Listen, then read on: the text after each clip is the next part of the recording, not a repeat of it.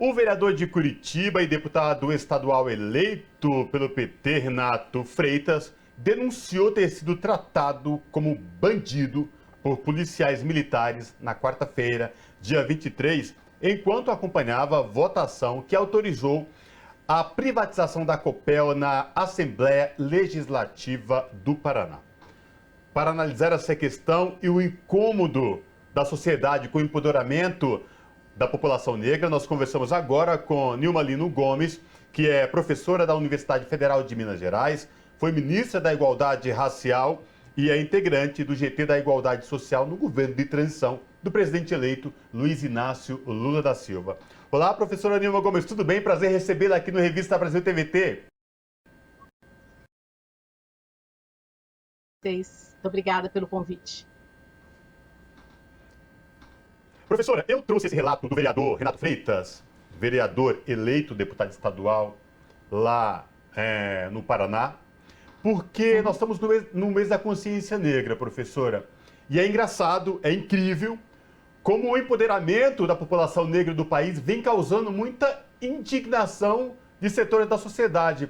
Estamos em 2022, prestes a entrar em um novo governo e ainda temos que conviver com essa questão dessa intolerância da sociedade por não aceitar que a população preta, a população negra, acenda seu poder no poder de destaque. Queria ouvir sobre isso, professora. Então, eu penso que a situação que tem sido gerada ultimamente, desse recrudescimento do racismo que nós temos assistido, tem uma série de fatores, né? Eu acho que um deles você já aponta, que é o fato de que, mesmo com uma série de limites, nós temos hoje uma situação de maior visibilidade dessa população negra, de maior acesso a direitos e acesso a lugares, não é isso? De poder, de decisão política, que antes negros e negras quase não ocupavam.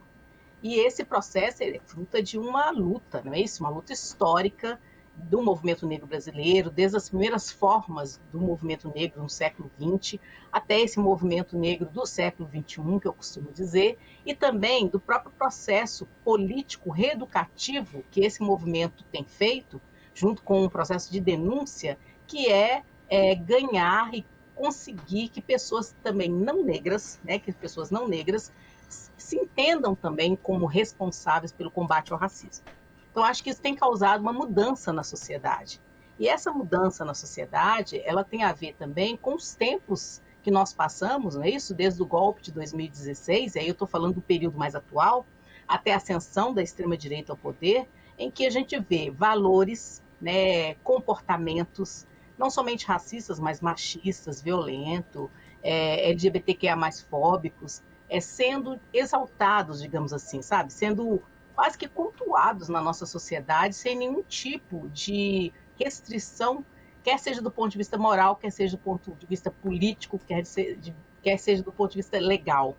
Então, eu acho que você tem uma luta, por um lado, que consegue ganhar maior visibilidade, adesão. Nós tivemos políticas públicas de igualdade racial e ações afirmativas. Eu acho que esse é o foco central da mudança que tem acontecido dos lugares e da própria consciência política das pessoas negras sobre a sua negritude, seu direito a estar nos diferentes lugares. E essas políticas que foi o Partido dos Trabalhadores, que na escuta ao movimento negro implementou desde 2003, o governo Lula começa, o governo Dilma dá continuidade, tudo isso cria um outro clima e mesmo que ainda na escala das desigualdades, negros e brancos estejam marcados por profundas distâncias, nós temos hoje um quadro diferenciado. Então, esses poderes coloniais, né, conservadores, reacionários, capitalistas da nossa sociedade e racistas, eles se veem hoje, digamos, confrontados, digamos assim, com uma população, com uma corporeidade que desprezam, não é isso? Que achavam que estava tudo bem se as pessoas negras continuassem com todas as ações possíveis nos seus lugares. E como que nós estamos fazendo é retirar as pessoas dos lugares de subserviência, dos lugares de submissão, dos lugares da hierarquização, da inferiorização, e trazendo essas pessoas para o campo dos direitos, da cidadania. Isso cria uma onda de agressividade, de violência muito maior, talvez, do que a gente não estava acostumada a ver, porque ela sempre existiu. O que nós temos hoje também é uma maior visibilidade das mídias, das redes sociais, das denúncias, e eu acho que tudo isso tem a ver, mesmo que nós tenhamos vivido momentos dramáticos, e ainda estamos vivendo, de retrocessos no nosso país no que diz respeito ao campo dos direitos, isso fortalece a resistência e a luta também por esses direitos. E eu acho que o caso do Renato, né, que era vereador e agora foi eleito deputado estadual, num processo duro que ele enfrentou na Sim, Câmara dos Vereadores, de racismo, de perseguição, são. e que dá a volta por cima, né? A própria população mostra isso, o quanto a população não concordou, né? A população ali do estado do Paraná não concordou com todas as violências racistas que ele enfrentou, e hoje ele está eleito como deputado estadual, ou seja, deu a volta por cima. Mas, olha aí onde a gente pode ver o racismo estrutural. Nem o fato dele hoje ser um deputado estadual eleito, né, o protege do racismo que incide sobre ele. Né? Não somente porque ele já é uma pessoa muito visada, porque ele é uma pessoa combativa, mas Sim. porque ele é um jovem negro, e um jovem negro que não se cala. É um jovem negro que não aceita esse lugar da imposição que o racismo quer colocar sobre nós, negros e negras. Então, eu acho que o caso dele é emblemático para pensar tantos outros casos que nós temos de racismo e que agora que nós estamos finalmente com um governo democrático eleito, nós temos como Estado, né, como governo que ocupa o Estado, o poder federal, uma responsabilidade, um dever de incrementar, retomar as políticas de combate ao racismo que iniciamos, inclusive torná-las mais eficazes, né? A senhora colocou aqui que mesmo uma pessoa negra, no caso o Renato, que a gente trouxe o caso à tona, ocupando um lugar tão importante como é de um legislador na Câmara e vai ser um legislador agora na Assembleia do Paraná, isso não o retira da condição de sofrer racismo, esse racismo estrutural, esse racismo institucional, podemos dizer também. Mas eu queria fazer o contrário disso agora, perguntar para a senhora qual é a importância de, então, termos, qual que é a importância, a relevância de que pessoas negras estejam nesses lugares de poder. Que, por exemplo, esse novo governo democrático, que a senhora bem colocou, assume a partir do ano que vem, 2023, de colocar pessoas negras, pessoas pretas, em lugares de poder, não só na questão racial, né, na luta antirracista, mas em todos os campos, porque de fato temos pessoas competentes e capazes, pessoas pretas, para todos os campos possíveis e imagináveis? Então, eu penso que o fato de nós estarmos falando sobre isso, né, da necessidade de um governo democrático ter a representatividade de pessoas negras nos diferentes cargos, já é a prova da existência do racismo. Porque se ele não existisse, isso não seria uma questão, não é isso? Exato. Nós somos Perfeito. 56% da população brasileira, negros e negras, né, como o censo nos classifica, e as pessoas são levadas a se autoclassificar como as pretas e pardas, pensando em categorias de cores, que formam essa grande categoria chamada negros e negras. Quer dizer, num país com essa diversidade, com essa especificidade que o Brasil tem, não devia ser ponto, não é isso? De discussão. Isso deveria ser algo próprio da construção da democracia e da cidadania, não é? Porque essas pessoas, como quadros políticos, quadros acadêmicos, quadros profissionais, já existem. Já existem e nosso governo do Partido dos Trabalhadores teve uma grande contribuição para que esse quadro tivesse uma mudança. E a grande contribuição que eu sempre vou falar são as políticas de ações afirmativas, principalmente a modalidade de cotas nas universidades, porque a universidade é a formação de quadros, né? Ela não é só formulação do conhecimento científico, ela é, nas nossas sociedades, formação de quadros artísticos, acadêmicos, intelectuais, políticos, etc., não é isso? Então, eu acho que a oportunidade, mais que a oportunidade, eu gosto de falar os direitos, né? Esse direito que a população negra tinha negado, ele foi, né, e tem sido retomado, aberto mesmo nos tempos que nós passamos de retrocessos com o desgoverno Temer e o desgoverno Bolsonaro. E eu acho que eu sempre vou falar isso, que o que nós tivemos foi um processo de amadurecimento político e reeducação política do próprio campo da esquerda, e aí eu estou falando do campo da esquerda, em relação a esse olhar para a questão racial, e olha que isso ainda está muito longe de ser Longe. avançado, mas a Sim, gente já mudou alguma coisa, claro. de olhar não hierarquizando classe, né? O econômico, vamos pensar assim, a questão racial, a questão de gênero. Quer dizer, nós temos uma luta dentro da sociedade, de um modo geral, e especificamente no campo da esquerda, porque eu acho que é de onde vêm as mudanças transformadoras, é desse campo, para que a gente compreenda que essas dimensões elas têm que fazer parte de qualquer governo democrático popular, ela tem que fazer parte da nossa democracia e mais, tem que ser da sociedade, porque o campo empresarial, mercado de trabalho, todas as instâncias da nossa sociedade, independentemente da condução política, deveria ter a representatividade de um grupo populacional que significa 56% dessa população. E mais, um grupo populacional que vem de um histórico, não é isso? Colonial, de escravidão, né? De ausência de direitos, de políticas que foram políticas racistas que nós já tivemos no nosso país. Então, essa sociedade que nós vivemos, sociedade brasileira, quando nós pensamos a representatividade de negros e negras nos mais diferentes lugares, porque os quadros já existem, não estamos num momento de falar que existem poucos, etc. e tal, sempre existiram, mas hoje mais, essa sociedade nossa ela tem o dever ético, político e cidadão de lutar para que essa representatividade aconteça. É muito duro a gente estar, né, no ano de 2022, no mês da consciência negra, ainda falando sobre isso, né?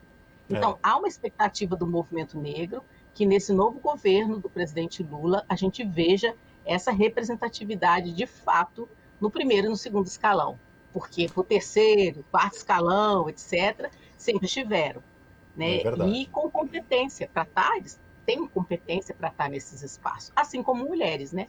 Assim como as mulheres. Com certeza. E, professora, essa senhora tocou num ponto muito importante da sociedade como um todo, de toda a sociedade nesse envolvimento. É inimaginável numa população com mais de 56% de sua população preta e parda se declarando, não ser representada na sua plenitude, por exemplo. Sim. Quando a senhora fala das políticas afirmativas, elas foram muito importantes e continuam sendo. Isso não é mimimi. Sim. E a preta, a Bia Ferreira tem uma música que é Cota Não É Esmola, que Exato. é perfeito, ela se encaixa exatamente isso. Quando a gente Exato. traz a política de cotas, de políticas afirmativas, é isso. É para tentar reparar toda essa reparação histórica e colocar, de fato, negras e negros em seu devido lugar, que não seja apenas peças figurativas, mas no lugar de destaque de sua capacidade que ele possa estar. Exato. Falando nisso, queria ouvi-la como é que está essa representatividade no governo de transição do presidente eleito Luiz Inácio Lula da Silva. Então, está no processo da luta, né? Não deixa de ser o mesmo processo de luta, claro que com um reconhecimento por alguns setores de que essa luta é legítima e de que tem que ser feita e tem que ser mexido. Então, todas as pessoas acompanharam, né, num primeiro momento, como que várias organizações do movimento negro, elas denunciaram a pouca presença de pessoas negras no processo da transição, né? E inclusive a nossa maior representatividade no GT de igualdade racial, que lógico estaria Sim. ali, não é? Então eu penso que é duro assim. A gente ainda ter que ter esse tipo de pressão, né, sobre nós, vamos pensar assim, parte dos trabalhadores e a frente, que aí não é só o PT, né? Nós temos uma Claro. frente ampla de partidos. A gente ainda tem que ter da sociedade e principalmente dos movimentos organizados, esse tipo de cobrança, né? Sim. Óbvio, tem critérios políticos, tem critérios ideológicos, tem uma série de outras questões, mas esses critérios, eles não podem ser usados como justificativa ou desculpa para que o olhar não fosse um olhar afirmativo desde já. Então, o que aconteceu é que depois dessas denúncias, dessas pressões, houve uma abertura por parte da coordenação da transição para incluir maior presença de pessoas negras nos diferentes GTs. Então, eu vou te dizer, é da forma como eu gostaria que fosse? Não, porque eu acho que assim, olha, a mentalidade da ação afirmativa, é a seguinte, ela é, de partida, eu já sei que a desigualdade está colocada. Então, de partida, eu já estabeleço. Essa que é a diferença da ação afirmativa. Não é para depois que eu fiz, eu corro atrás e conserto. Então, o que eu acho que a gente teve foi um processo mesmo político reeducativo ali, político de reconhecimento. E aí eu quero dizer que essa é a vantagem da gente no campo da esquerda e que, de alguma forma, espraiou para os outros partidos da frente, que é esse reconhecimento. Porque há tempos atrás, e ainda hoje, no desgoverno que ainda perdura e está acabado, né, foi derrotado nas urnas, sequer essa discussão era feita, sequer um reconhecimento da demanda do movimento negro seria feito, e sequer uma comissão de transição, antes dessa que nós estamos vendo agora, pensou que tem que ter diversidade étnica, racial, de gênero, no seu processo. As desigualdades estruturais, elas estão explicitadas quando você faz um mapeamento, né? Sim. Homens brancos, São Paulo, não é isso? Sul, Sudeste, em relação ao Norte, Nordeste, mas os movimentos estão aí, né, para fazer essas correções e exigir essas reparações. Mas o que eu acho que é importante é a gente entender que o campo democrático é aquele campo que reconhece seus equívocos, inclusive, e que estabelece formas de tentar corrigi-los. Pode não ser na radicalidade que nós precisamos, que nós queremos, mas é um processo de mudança. Então, eu gosto sempre de ponderar os dois lados, sabe? Porque senão as pessoas ficam num ataque e não reconhecem também que tem mudanças. Né, que eu acho que isso foi um processo bacana, e a gente tem hoje em áreas que antes sequer a gente tinha uma representação maior de população negra, presenças de pessoas negras, não em maior quantidade, mas nós já temos essa presença, e isso vai fazer a diferença, eu espero, nas propostas dos ministérios que serão criados. Todos nós esperamos, professora, com certeza. Esperamos e vamos acompanhar de pertinho para verificar como isso vai ser feito. Nós conversamos com Nilma Gomes, que é professora da UFMG, que é a Universidade Federal de Minas Gerais, foi ministra da Igualdade Racial e é integrante do GT de Igualdade Racial do governo de transição que acontece agora do eleito presidente Luiz Inácio Lula da Silva. Professora, muitíssimo obrigada pela sua participação conosco aqui hoje. Prazer. Muito obrigada. Prazer. Abraço. Abraço.